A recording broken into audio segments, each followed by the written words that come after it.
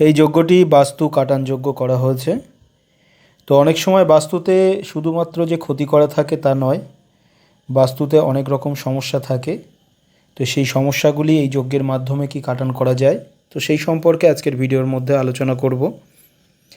অনেক সময় বাস্তুর মধ্যে দেখা যায় কোনো কালপুরুষের দৃষ্টি বা কোনো হাওয়া বাতাস সেই বাস্তুর ওপর দিয়ে যাতায়াত করে, বা কোনো খারাপ জিন সেই বাস্তুর ওপর দিয়ে যাতায়াত করে, বা আগে থেকেই বাস্তুর ওপরে কোনো অশুভ শক্তি আছে।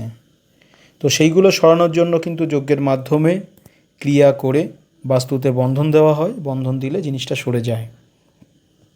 অনেক সময় বাস্তুর ওপরে অশুভ গ্রহের প্রকোপ পড়ে। বাস্তুর ওপরেও মানুষের ওপরে যেমন গ্রহের প্রকোপ পড়ে, বাস্তুর ওপরেও গ্রহের প্রকোপ পড়ে।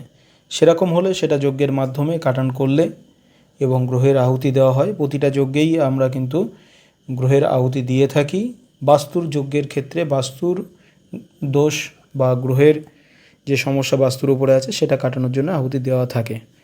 সেটা বাস্তুতে যদি গ্রহ দোষ নাও থাকে বা থাকেও, তবুও আমরা আহুতি দিই যাতে গ্রহ ভালো হয়, পজিটিভ হয় এবং বাস্তুর উপরে শুভ দৃষ্টি দেয়। এটা একটি বিষয় গেল।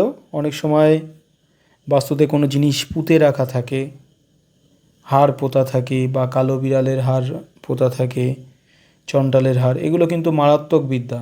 আর এগুলো সহজ মন্ত্রে কাটে না, বহু মন্ত্র প্রয়োগের পরে এবং হাড় নিস্তেজ করা মন্ত্র আছে। বাস্তুর ওপরে কোনো জিনিস থাকলে সেগুলি নিস্তেজ করা মন্ত্র আছে। আমাদের এই যজ্ঞে আমরা প্রথমে যন্ত্র বসানো হয় এবং যন্ত্রেও কাটান যন্ত্র বসানো হয়।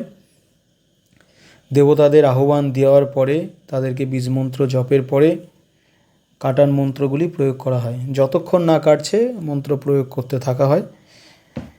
বাস্তুর মধ্যে যদি হাড় পোতা থাকে সেটাও নিস্তেজ হবে, মাদুলি পোতা থাকলেও নিস্তেজ হবে, কোনো বান ক্রিয়া বা কোনো তন্ত্রক্রিয়া করা থাকলে সেগুলোও কাটানো হয়ে যাবে।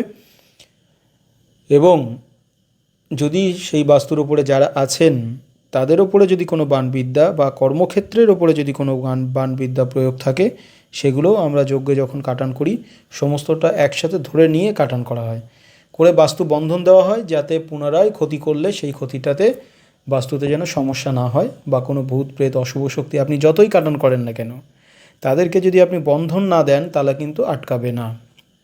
আবার অনেকে মনে করেন যে আমি বাস্তু বন্ধন দিয়েছি মানে সবটাই আমার আটকে যাবে, সেটা কিন্তু নয়। বাস্তু বন্ধন দেওয়া মানে বাস্তুতে যে ক্ষতিগুলো করছিল সেগুলো আটকাবে, এবং বাস্তুর ওপরে যদি কোনো ক্রিয়া করে আপনার ক্ষতি করার চেষ্টা করে সেগুলো আটকানোর জন্য বন্ধন থাকবে এবং সেই বন্ধনে আটকাবে। এবং বাস্তুতে যদি কোনো ভূত প্রেত অশুভ শক্তি থাকে সেগুলো আটকাবে। যদি আপনার কেউ কর্মক্ষেত্রে ক্ষতি করে, আপনি বাস্তু বন্ধন দিয়েছে কিন্তু সেটা বাস্তুতে ক্ষতি করেনি, বাইরে শ্মশান থেকে বা কোনোভাবে ক্ষতি করেছে, সেগুলো কিন্তু লাগবেই। সেটা বাস্তু বন্ধন দিলে